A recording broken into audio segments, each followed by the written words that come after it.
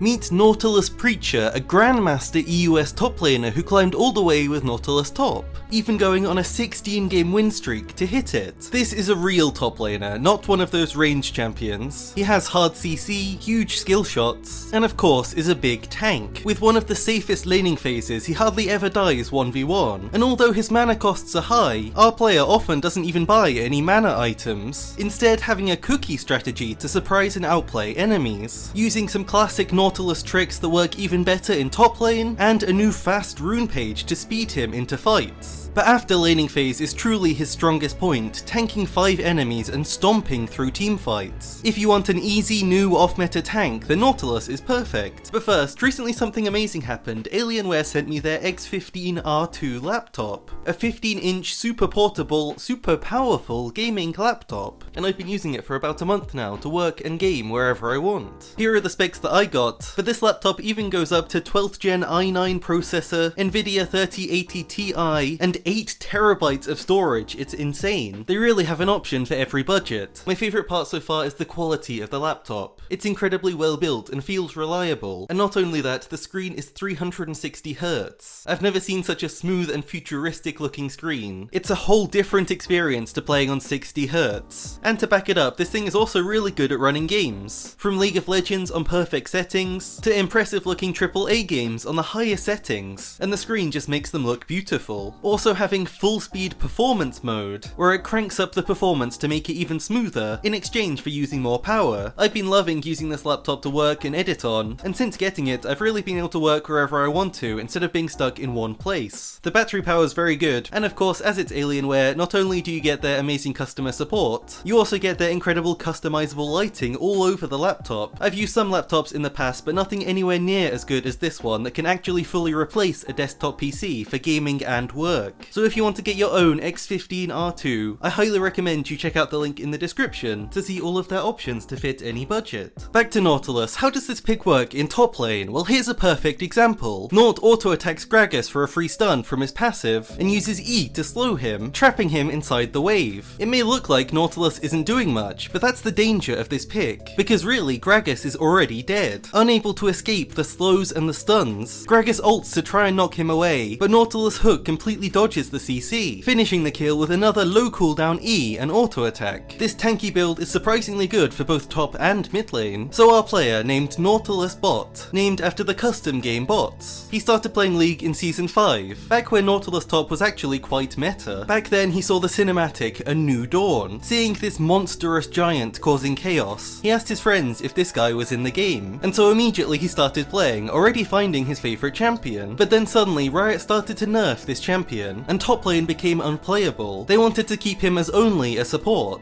and so our player struggled with what to do. After multiple years, in Season 12 he came back, seeing the new tank items. Nautilus top was back. He told me he had one goal: do everything he can to prove to himself and his friends that Nautilus top was not a troll pick. His goal was to get to Master, and in Season 12 he hit Master, and in Season 13 hitting Grandmaster with almost 600 LP. But why is it working so well in top lane? Well, Nautilus in support, sure he's great for CC, but that's about as much as you really offer. Playing it instead in top lane, he believes you can really 1v1 any champion, and be much tankier so you can protect your carries better and engage on anyone with much lower risk than playing support. Nautilus top really does make sense, and you can see why in his laning. At level 1 Nautilus takes E, his AoE wave clear tool that also slows enemies. It's the perfect ability for managing the wave, or for picking up CS that you can't auto attack. In the early levels, Nautilus top is not super strong. He's a tank, and so that means his power spikes are when he gets some items. So our player plays slow and specializes in short trades. You can see this at level 2 when he takes his W, the shield and auto attack reset. This, as well as his auto attack root passive, is what lets him do these short trades. He auto attacks for the root, then uses the shield to block the damage, using E to slow the enemy, giving him time to walk away. The first auto attack on a target does more damage thanks to this passive, so he wants to wait for it to be up so he can trade. It also helps a lot with last hitting minions, and so our player tries to only hit each minion once. You may notice Nautilus is not shoving wave. This is not his job as a top laner. Instead of being a fighter, Nautilus is actually more of a gank setup top laner. I would call it playing anti-priority. He's not able to push the wave due to limited mana, so instead he focuses on creating gank opportunities by letting enemies push. Taking his Q hook at level 3, with all of the CC this champion has, if an enemy does ever overextend, it's very simple for Nautilus's jungler to gank. And that is how this pick can get ahead early on. However, the one thing you need to get really good at to play this pick is CSing under your tower. Since he is playing this anti-priority style to give his jungler a lane to gank, he is often pushed in. Ideally not all the way, but Nautilus's auto attacks are slow, so he's not the easiest to pick up these minions with. Our player's experience really helps, and he even takes one attack speed stat in his runes to make it easier. This is not to say that Nautilus can't take 1v1s. In fact he can, by smoothly dodging an important enemy ability and proccing his grasp over and over again. Nautilus can look for a kill. He doesn't win by having a huge amount of damage. He wins these by having a huge amount of CC, controlling the fight and extending it so he can proc his passive route multiple times, which of course deals the extra damage which enemies won't expect. Also using his hook to avoid the enemy CC and make him unstoppable. The most vital part of Nautilus top is never wasting your mana. Nautilus has some of the highest mana cost basic abilities in all of League. He is not meant to be spamming them. You are super good in short trades and setting up ganks, but if you use all of your mana you're practically useless. The reason these ganks work extra well is because enemies believe they can 1v1 you. They've seen you're pretty low damage in these short trades, and so anytime Nautilus engages, they're pretty happy to take the fight. However, what they don't expect is how hard you are to kill, thanks to all of your CC and extra tankiness in this lane, baiting them in and wasting time for your jungler to catch up.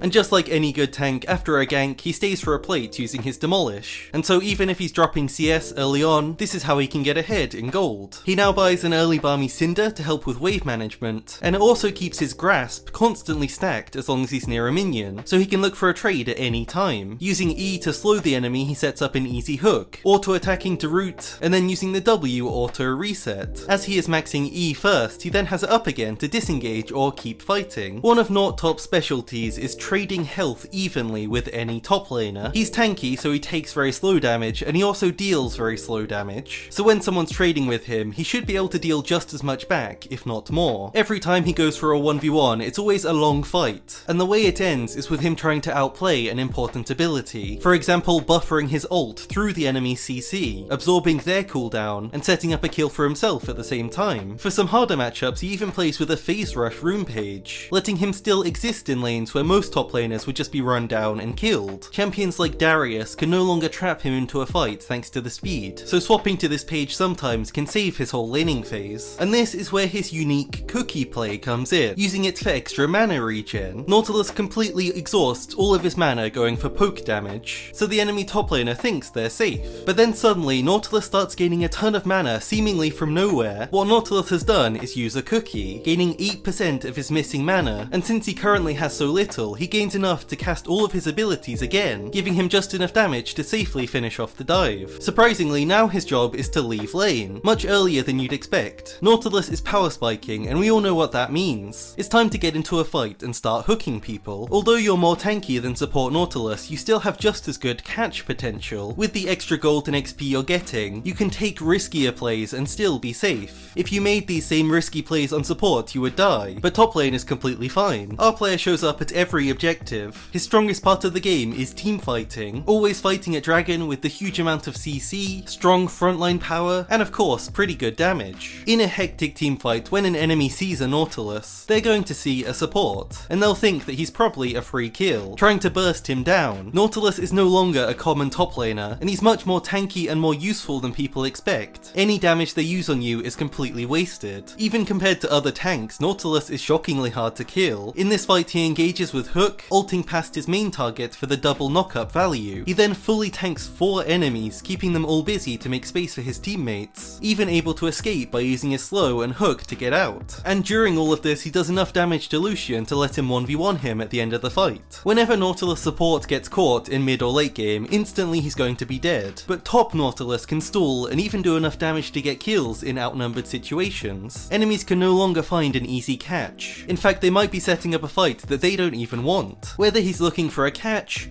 healing for his carry, or even going for a solo kill on an enemy carry, Nautilus Top is capable of adapting to any situation, and luckily he really fits into any team comp. Often in solo queue, laning can be very volatile. Nautilus Top ensures top lane will never be lost horribly. Also in solo queue, teams often lack engage or CC or a frontline, but Nautilus takes care of all of these. However, the one thing you really require is DPS from your teammates to ensure that your frontline strength is used well. The best ways to beat this pick are to pick anti-tank champions in top, like Camille, Fiora or Vayne, and Fiora is the one that our player usually bans. If you want to 1v9 games, then Nautilus Top isn't the pick for you, but neither is really any top lane champion at the moment. So whether you're a top lane veteran who wants a taste of the old seasons, new to top lane and not very good yet, or just want to become an unstoppable team fighter, Nautilus Top is a good pick for anyone. The build path for Naut Top is very unique, as our player changes it every game. One constant is starting Doran Shield and rushing Barmy Cinder, then against melee or AD top laners he rushes Sunfire, getting the resistances and the close range damage. But if he's against an AP top laner, he instead rushes Abyssal Mask. This is a unique item for top, but very good on Nautilus, as it lets him take damage, which in turn regens his mana, so this item completely makes your mana problems disappear. Next, every game he builds Radiant Virtue, loving the extra time it buys him in teamfights. After this, his items adapt to the rest of the game. Frozen Heart is ideal against AD auto-attackers, Anathema's Chains if the enemies have one single fed carry, or just stack whichever resistances you need. Here are his two rune page options. Grasp is best as a default page for all matchups, with the Face Rush page for matchups like Darius and Olaf who want to run you down. Nautilus Preacher has a Twitch channel, linked in the description, and please don't forget to check out our sponsor, linked below. Thanks so much for watching.